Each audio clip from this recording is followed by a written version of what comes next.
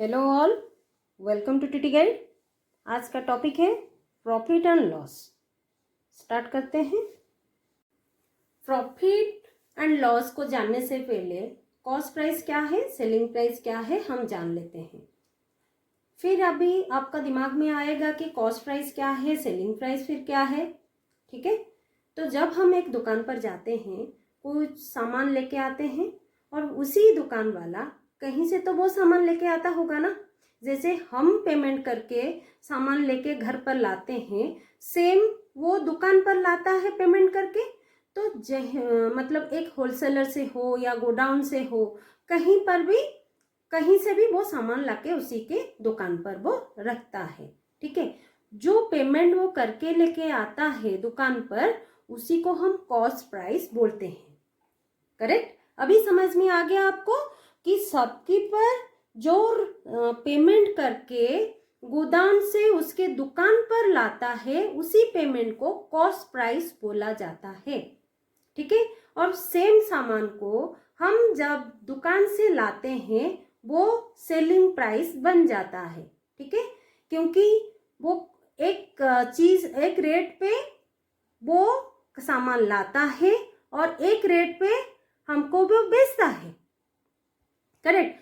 उसी में से हम प्रॉफिट एंड लॉस को अभी समझेंगे कि कैसे वो उसी का कॉस्ट प्राइस पड़ा और सेलिंग प्राइस कितना हुआ। उसी हिसाब से हमको प्रॉफिट लॉस हम जान सकते हैं, है कि नहीं।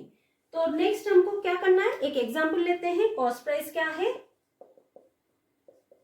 पेन, वन पेन का रेट हमको क्या है, उसका कॉस्ट प्राइस है 5 रुपीज। करेक्ट। और वही पेन को अगर हम जाके लाए तो उसी का सेलिंग प्राइस अगर हुआ 10 रुपीज, तो प्रॉफिट हो गया 5 रुपीज। ठीक है, 5 रुपीज प्रॉफिट हो गया। अगर वो नहीं मतलब प्रॉफिट करके नहीं बेचता तो उसी का लॉस होता। तो अभी हम आगे जाके प्रॉफिट लॉस के बारे में भी जानेंगे। कॉस्ट प्राइस क्या है, सेलिंग प्राइस क्या है, अभी आपके दिमाग में आ गया होगा। नेक्स्ट और एक है ओवरहेड चार्जेस। ये क्या है, ये सब जानना जरूरी है प्रॉफिट लॉस जानने से पहले, इसलिए मैं आपको बता दे रही हूँ। ओवरहेड चार्जेस, ठीक है।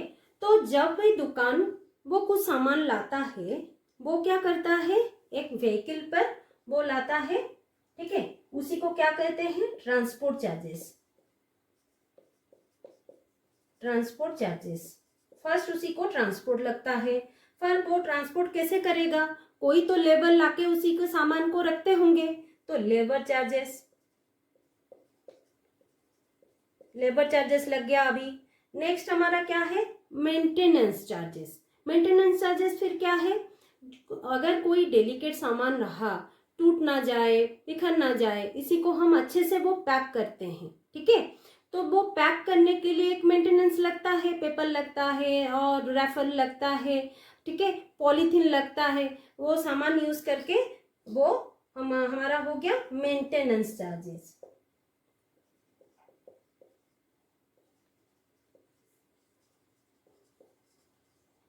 नेक्स्ट हमारा सेल टैक्स।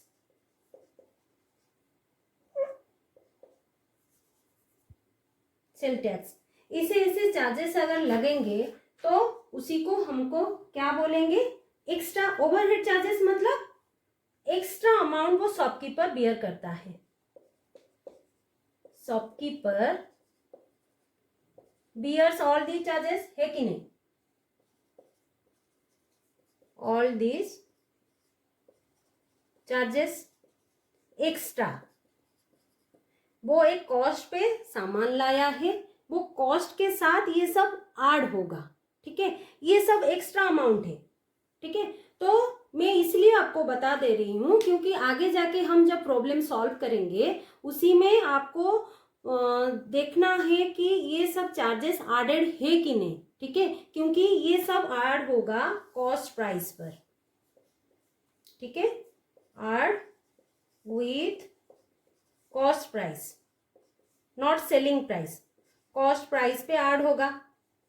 और जो वो कॉस्ट प्राइस लेके आया होगा और जिस रेट पे हमको तो एक रेट पे अलग रेट पे वो बेच देगा, वो अलग प्राइस, मतलब हमको वो पता नहीं रहेगा, ये सब हमको पता नहीं रहेगा, पर वो ये चार्जेस सब देके लाया होगा। ठीक है, तो आप इसी में कॉस्ट प्राइस में इसको ऐड करना। ठीक है, इसीलिए और मैं आपको ये समझा दे रही हूँ कि ये किस पे यूज होगा। करेक्ट। नेक्स्ट हमको प्रॉफिट हम कैसे करेंगे, लॉस कहाँ होता है वो हम देखेंगे। प्रॉफिट कैसे होगा वो हमको कैसे पता चलेगा। ठीक है, अभी अभी मैं आपको एक एग्जांपल दी हूँ कि अगर एक पेन का कॉस्ट प्राइस 5 रुपीज रहेगा और वो शॉपकीपर हमको 10 रुपीज में बेचेगा, उसी का प्रॉफिट हुआ ना। क्यों? क्योंकि 5 रुपीज में वो खरीद के लाया और 10 रुपीज में हमको बेचा, तो 5 रुपीज उसका प्रॉफिट हो गया।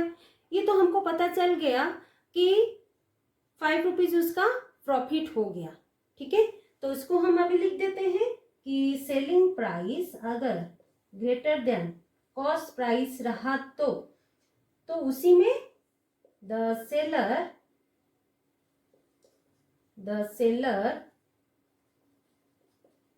मेक्स ए गेन और प्रॉफिट,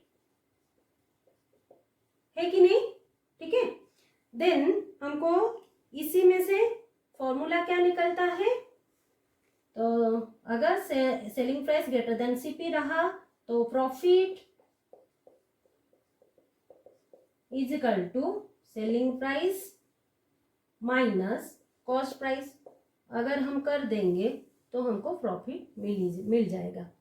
इसी में से अगर प्रॉफिट हमको निकालना है, सेलिंग प्राइस दोनों गिवन रहना चाहिए, जो भी दोनों दो वैल्यू हमको गिवन रहना चाहिए। अगर नहीं, यहीं से हमको और एक फॉर्मूला निकालना है सेलिंग प्राइस हम कैसे निकालेंगे, प्रॉफिट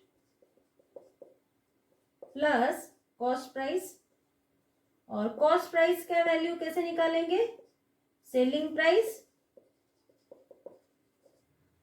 प्राइस माइनस प्रॉफिट।